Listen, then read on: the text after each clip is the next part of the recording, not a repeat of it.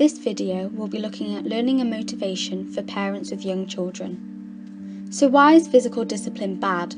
Well, statistics show that roughly 50% of parents with young children in the US use corporal punishment as a regular method of discipline. This is normally used to convey their strong disapproval of children's misbehaviour. However, this ignores the fact that corporal punishment is more likely to increase rather than decrease these behaviours. There may be consequences of using physical punishment in childhood. Although the benefits of using corporal punishment as discipline have been argued for decades, a thorough understanding of whether and how corporal punishment affects children has not been reached. Research does show that parental corporal punishment was associated with higher levels of immediate compliance and aggression, but lower levels of moral internalisation and mental health. There is research to suggest that there are further consequences in adulthood too. The findings of the National Family Violence Survey, consisting of 3,300 children and 6,000 couples, support the idea that although physical punishment may produce immediate conformity, in the long run it tends to increase the probability of deviance and violent crime as an adult. However, since the findings are based on cross-sectional studies, more longitudinal studies are needed to test the cause of these relationships.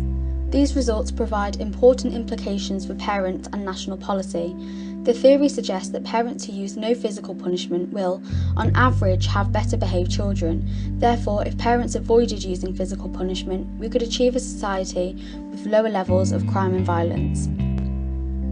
Operant conditioning is a technique that uses rewards and punishment as a learning mechanism. It focuses on using primary and secondary reinforcers. Primary reinforcers are biological and include things such as food or drink, and examples of secondary reinforcers are praise and money. Both types of reinforcement can be used to encourage learning in children. For example, offering a child praise or food may encourage them to do a task, and this could promote similar behaviour in the future. Skinner found that if you gave less reinforcement irregularly, there were greater changes to behaviour, and he also produced the ABC model.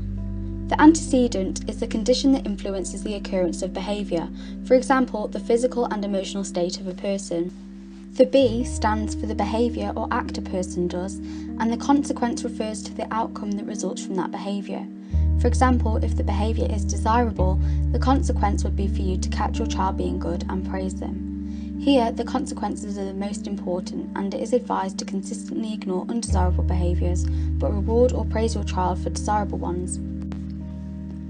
Positive reinforcement involves reinforcing a stimulus after a desirable behaviour. This makes it more likely to occur again. If you teach yourself to recognise good behaviour in your child, it is easier to reinforce good behaviour and get rid of bad behaviour. Reinforcers are rewards that are given to your child to encourage them to repeat behaviour displayed, and there are many different types of reinforcers.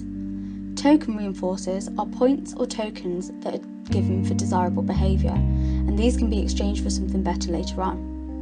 Social reinforcers include things such as praise, and tangible reinforcers are physical rewards such as sweets or toys.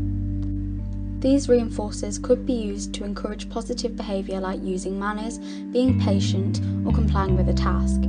Positive reinforcement can be very effective when it is used immediately, frequently, and enthusiastically by the parent. However, in real-world settings, it isn't always possible to reinforce a behaviour every time it happens, such as when your child is at nursery. If this is the case, it is possible to still use this technique by using a partial reinforcement schedule. This means that behaviour is reinforced only part of the time, and while this may take longer, the results are less prone to fading after the reinforcers stop. Negative reinforcement can help improve children's behaviour by removing the aggravating stimuli that causes the child to behave poorly. This is a type of punishment which is enforced after the child's misbehaviour. This action strengthens the response of the child, leading them to change their negative behaviour to positive behaviour. According to Heinlein, negative reinforcement includes three features: the availability of a response, the presence of aversive stimulation, and a suitable incident between the response and the stimulation. One example of negative reinforcement is to take away the negative stimuli that causes a child to misbehave, such as removing them from the company of another child if they're not playing sensibly. In conclusion, although the results of operant conditioning take longer to manifest, both techniques discussed in this video are more beneficial long-term than corporal punishment.